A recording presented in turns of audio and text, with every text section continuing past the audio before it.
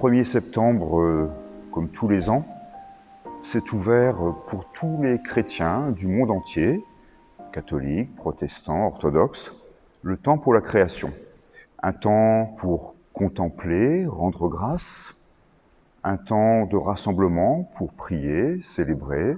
un temps aussi de discernement, de conversion, d'action, pour le soin, la préservation de la création, notre maison commune. Ce temps de la création va s'achever le 4 octobre, jour de la Saint-François d'Assise, patron de l'écologie et des écologistes. Et un peu partout, dans les paroisses, dans les communautés, dans les diocèses, une floraison de très très belles initiatives s'est déployée durant toutes ces semaines et il va continuer jusqu'au 4 octobre à se vivre. Je vous invite d'ailleurs, si vous le souhaitez, par exemple sur le site du réseau Église Verte, à prendre connaissance de certaines de ces initiatives qui sont toutes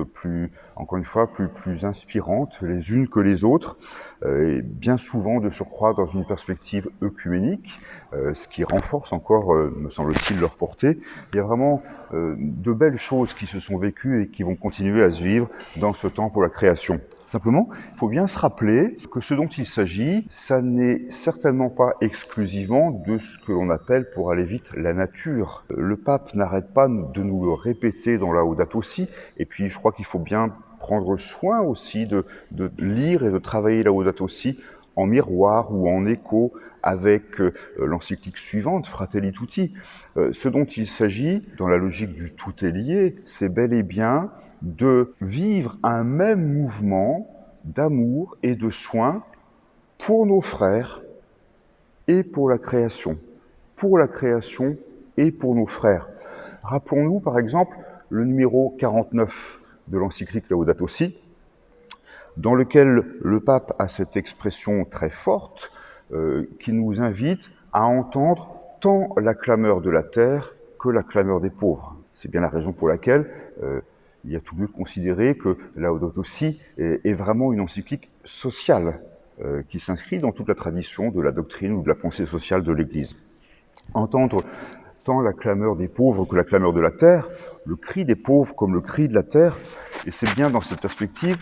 que lors de la prochaine assemblée plénière des évêques à Lourdes, tout début novembre, les 2 premières journées de cette assemblée plénière seront consacrées précisément à l'articulation entre clameur de la terre et clameur des pauvres. Et les évêques et leurs invités vont travailler pendant 2 journées avec des personnes en situation de grande précarité qui témoigneront de leur expérience et qui partageront leurs réflexions sur la façon dont précisément s'articulent les questions d'exclusion, les questions de pauvreté, les questions de justice, avec les questions de soins de la création, avec les questions de soins de la nature ou de préservation de la nature. Tout est lié, vraiment. Tout est lié parce que,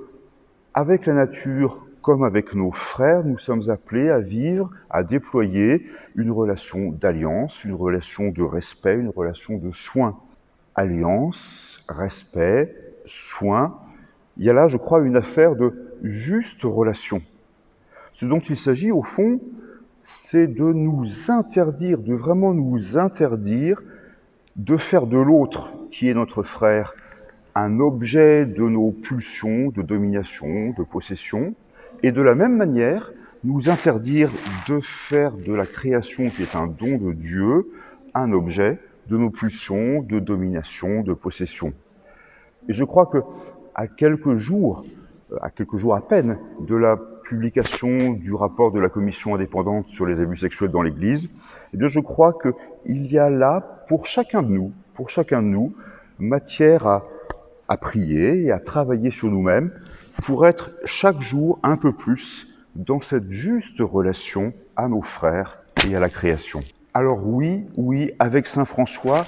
louons le Seigneur pour le don de la création et pour l'alliance à laquelle il ne cesse de nous appeler, de nous inviter. Mais demandons-lui aussi la force de tout faire